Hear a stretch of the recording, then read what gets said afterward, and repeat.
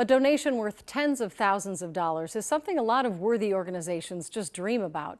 So you can understand why one family was quite surprised when their large donation to a band program was initially ignored. Tonight, Heidi Wigdahl explains what happened and how it all came together to create one meaningful musical gift. At Farmington High School, Let's do a brief warm-up. the beauty of band class 3, 2, 1, ready. is in the breath behind each note, where music So that's just amazing. comes to life. Wind sprints. Erin Holmes, director of bands, recently learned a lesson on the power of sharing music.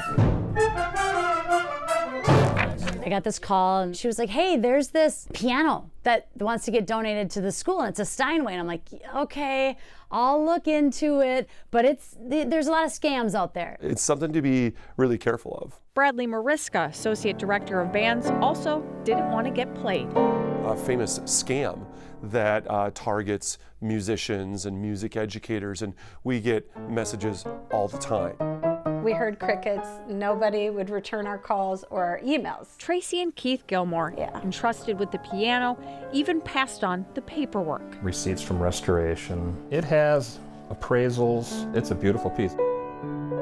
A beautiful baby grand piano from 1914, a Steinway, and appraised at around $80,000. Got in touch with Tracy and Keith and I was like, oh, you want to give us an actual Steinway?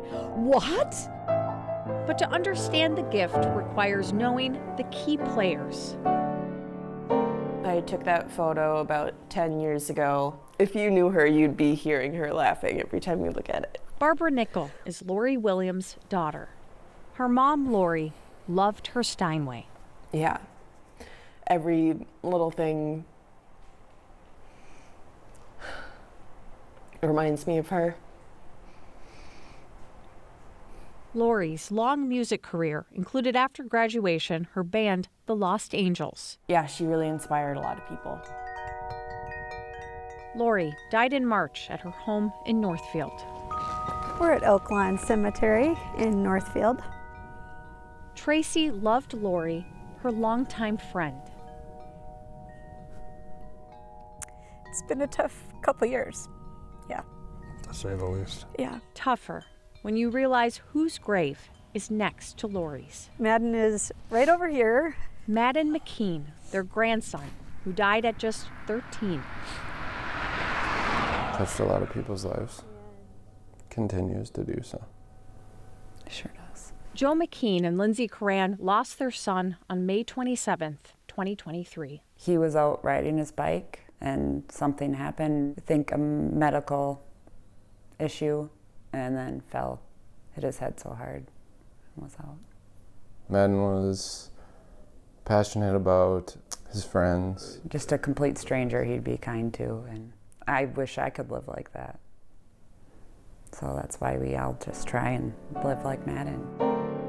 Live like Madden and play like Lori, which brings us back to the piano. The biggest thing for all of us was that we don't want it to just sit and not be played. I asked the kids, I said, well, what if we donate it to Farmington High School and Madden's friends could enjoy it? And they said, that's it. When the Steinway arrived, school year started and I saw you here and I was just like, wow. So did the class of 2028. The current class of 9th graders is the grade that he was in.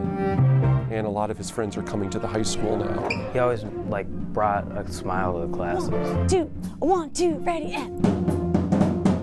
For band students, the piano is a major reminder. A week can change a lot. A day can change a lot. Music is not just about the music you make for yourself, but music is always better when you have a chance to share it with others. So that their gift could now become our gift is the greatest gift. Very overwhelmed. It's the first time I've seen the piano out of Lori's house. A piano is meant to be played, and life meant to be shared. In Farmington, Heidi Wigdahl, KARE 11 News.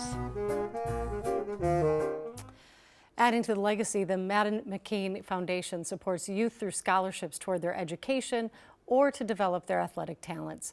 To date, the foundation has given $11,000 in scholarships and community donations. Beautiful families, beautiful music, Yeah. beautiful story.